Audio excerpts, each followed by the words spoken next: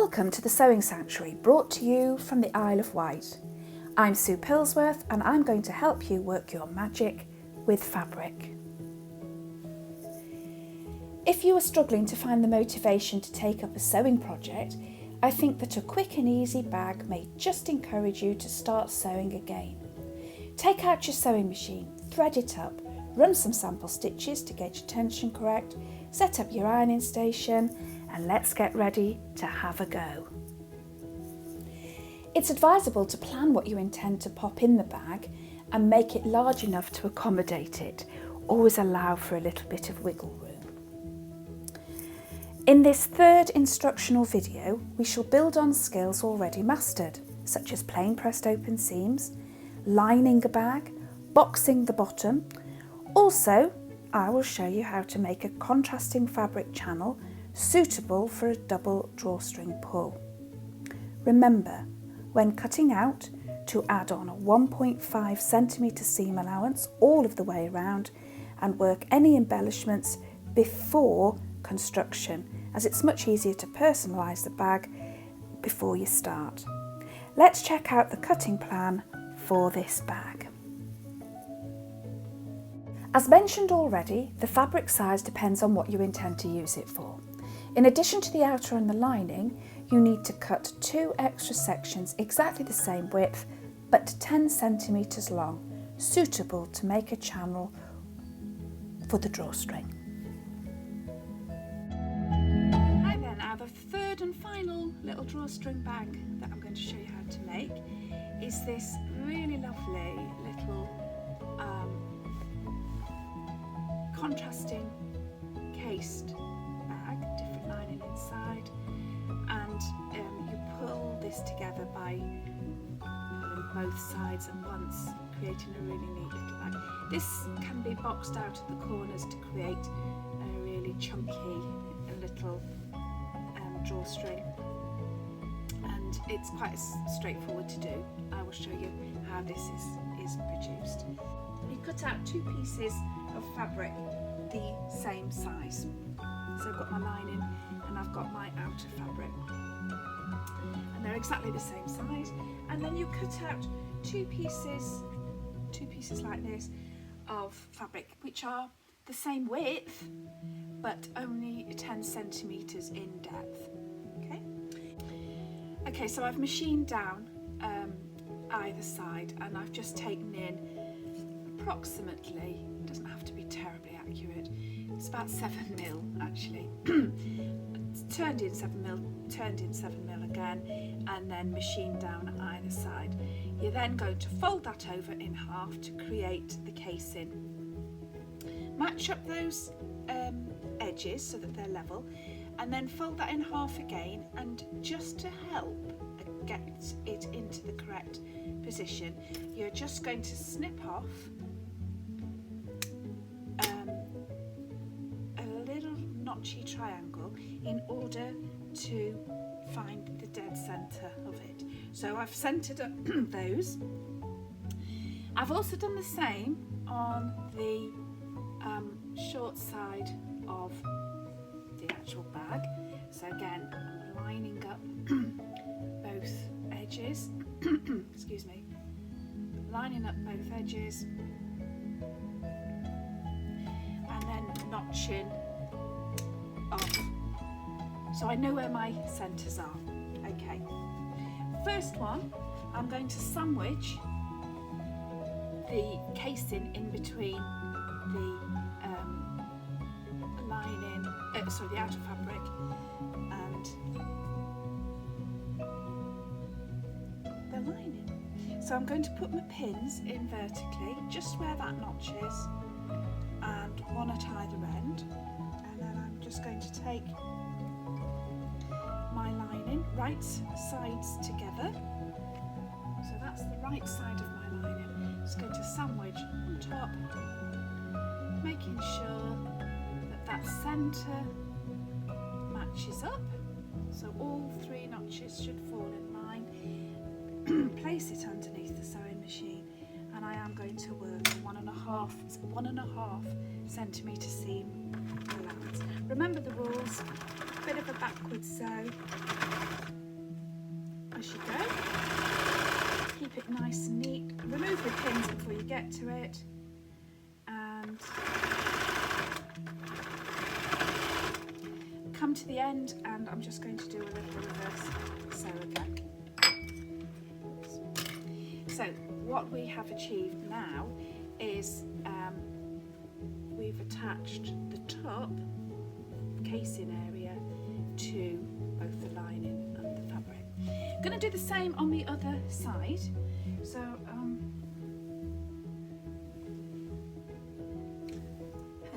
once I've picked it up off the floor, I am going to place the other side,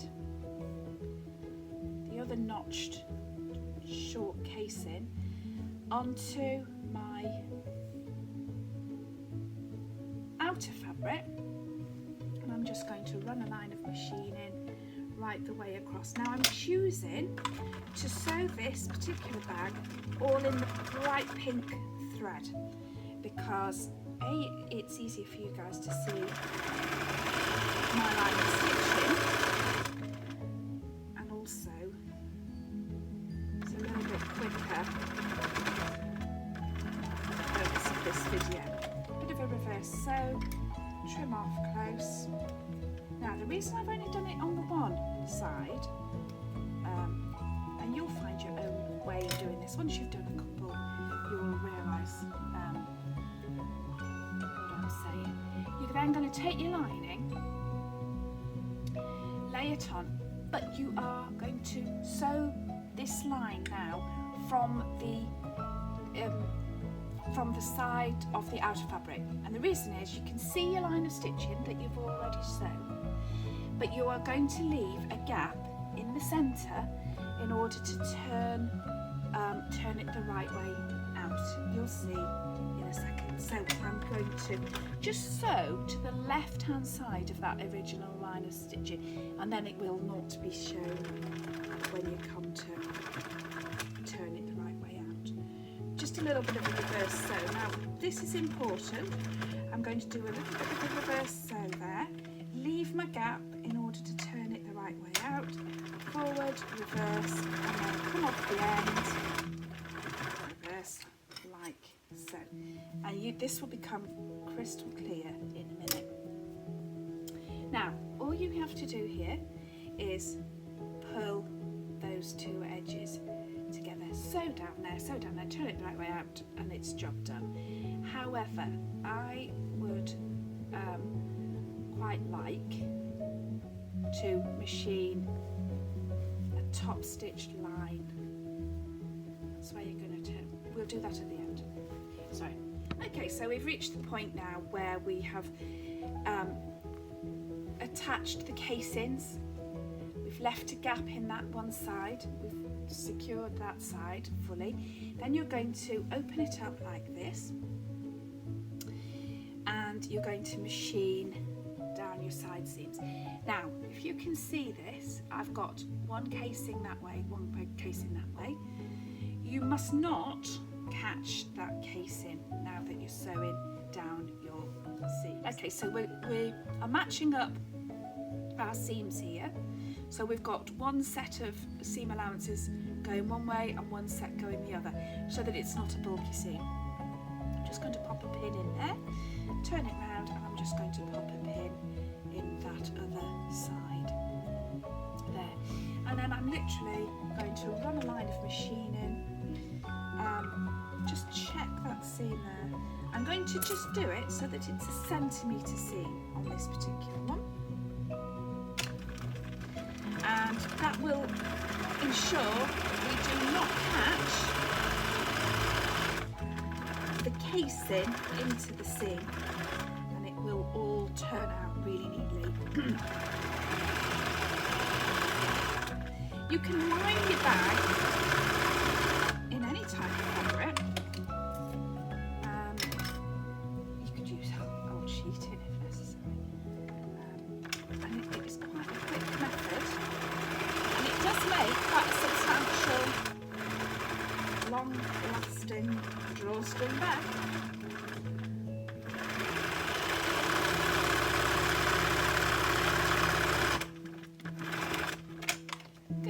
Now,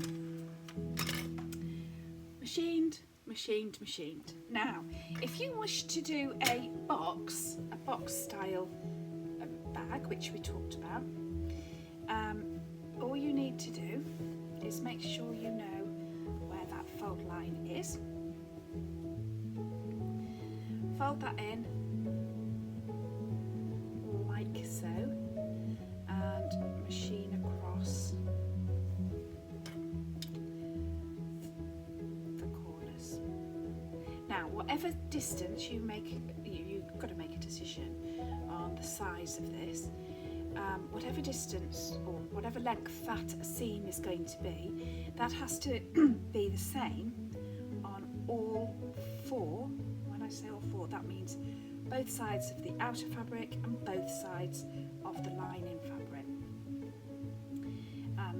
It's entirely up to you how you want to do this, and also whatever it is you're going to be popping in your bag, it could be determined by the size, of course, and that just takes a little bit of prior planning and preparation and all that. So I'm going to just give it a whirl. I'm doing this really quickly to show you that you can achieve something that's really lovely without spending hours and hours and hours and hours. And if this is going to encourage you to get back to sewing, now just look at that. That's my line of pink thread. That's my line of sewing. So long as my line of sewing starts and stops at the same point on the opposite side, we're going to get an even shaped bag.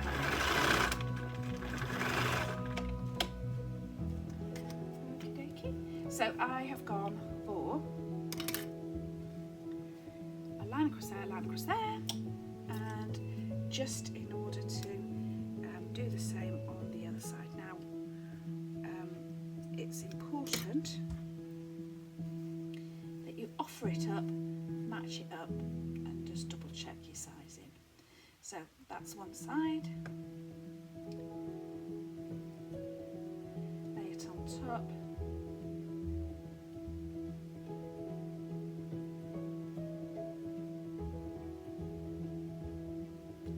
Now, if you're really clever, that lining on top of that one. If you machine that at the same point together with the right side of the fabric, you will find that they're going to be identical.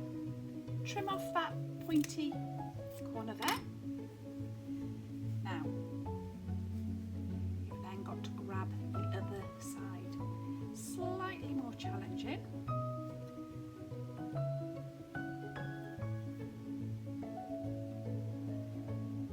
Work it out. Think about it. Have I got anything caught in there that I shouldn't have in there? Nope.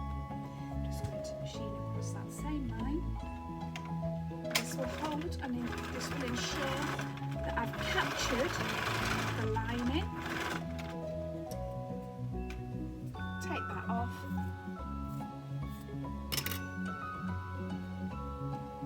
Now look for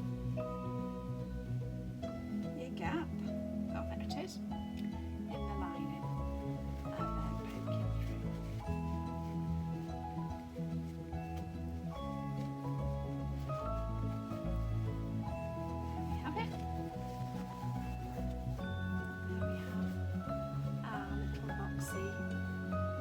Drawstring bag, and there we have our tops.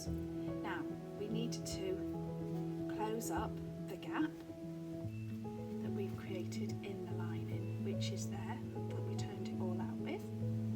Okay, that lining won't come out of there because of course we've captured it into the seam as we've sewn it.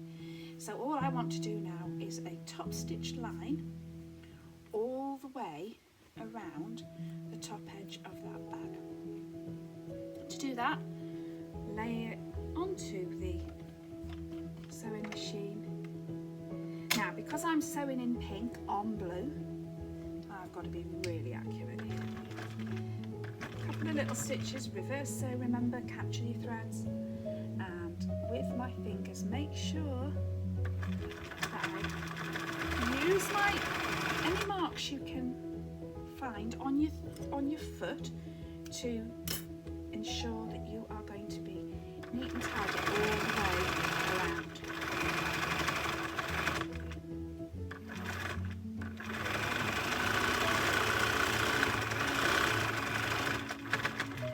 Achieving perfection is the aim of the game. Okay, so that's now top stitched in place, captured that lining in place, and Bob's your uncle. There we are.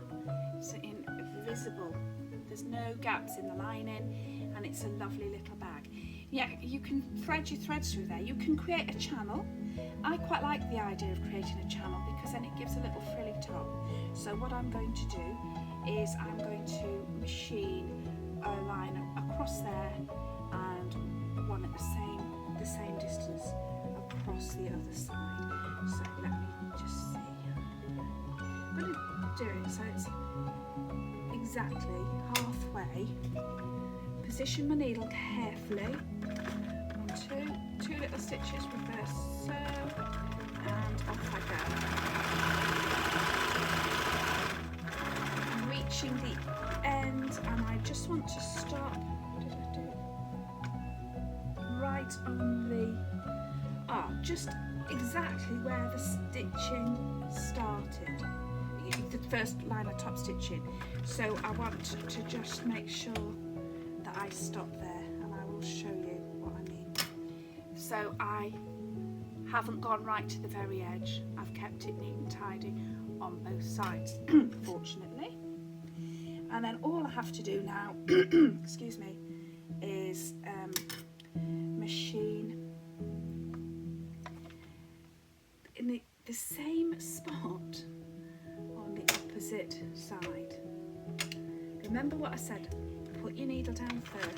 Oh, always go forward first and then do a little bit of a reverse sew.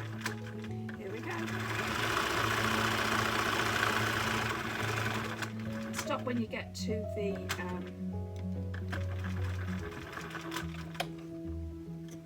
other side. Trim off your thread ends and okay, so now we're going to make 2 ties. I've made one already. In order to make this, you can make this into that, sorry, you can actually use a bias binding turner, and the first challenge is to actually feed your fabric into this gap here, and then as it goes through it folds it, turns the edges in, and then you can machine along that edge. Now it is possible to do it, and that's how I did this one, but it's also, once you've done it a few times, it's also possible to just work this by hand. And if you just start off by folding the fabric in half and then those halves into the centre and pop it under the sewing machine, needle down into that folded, the loose folded edge, because obviously there's another fold on the other side. Reverse sew just to capture, and then as you go you can manipulate your fabric so that it's your raw edges are all encased on the inside fold. Once you've done lots of these, you'll get really quick at it, and it's a really neat way of practicing fabric manipulation, which after all is what it's all about.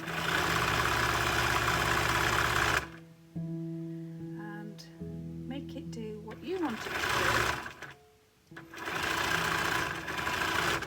There we are. Ooh. Okay. Right, so we now have two ties or cords or whatever that we are going to now post through the channel. You can do this in several ways. I have got a wonderful, I think it's from a knitting, sorry, I have got a wonderful safety pin from, it's ancient, I've never seen one like it, and in actual fact all I've done is I've attached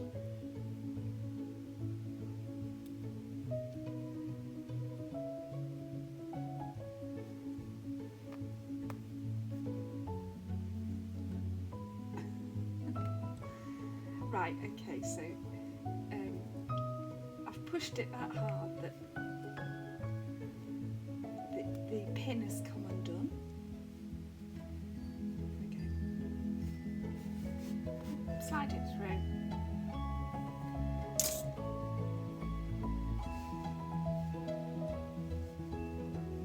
That's one set done. Now, I think with the other side, because I actually encountered a bit of a problem, because as I pushed it through, the safety pin opened up, and you can actually do yourself a massive injury with something like this. So please be careful. What I'm going to do this time is I'm going to poke it through from that end. Let's have a look. Here we go. Okay, so how I'm going to attach these is I'm going to lay one on top of the other, pop it under the sewing machine, change my machine onto a zigzag stitch, which most of us know how to do, and I'm literally going to reverse sew, secure that, and there we have our two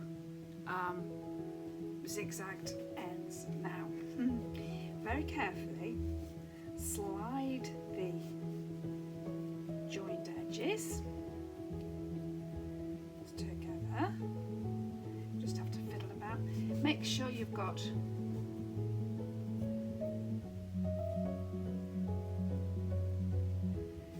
them both,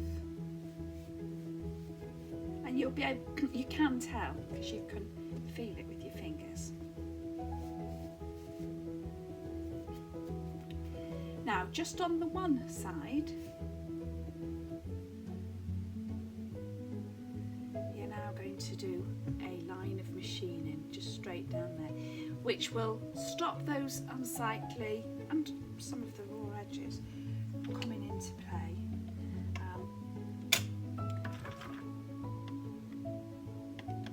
Back onto straight stitch, forward, backward, remember on the exact same line so it doesn't look unsightly.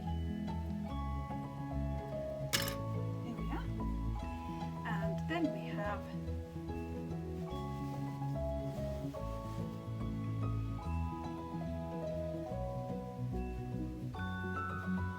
a little drawstring pouch to keep or to give as a present. Phew, there we have it. You do get quicker at these the more you do, I promise. But it's also a really nice little project to get you going and to encourage you to start sewing again. Thank you for watching this instructional video. It was filmed from my sewing room on the Isle of Wight.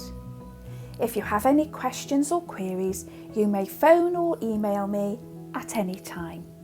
I value your feedback and I'm here to offer help. I'm Sue Pillsworth from the Sewing Sanctuary. Happy sewing.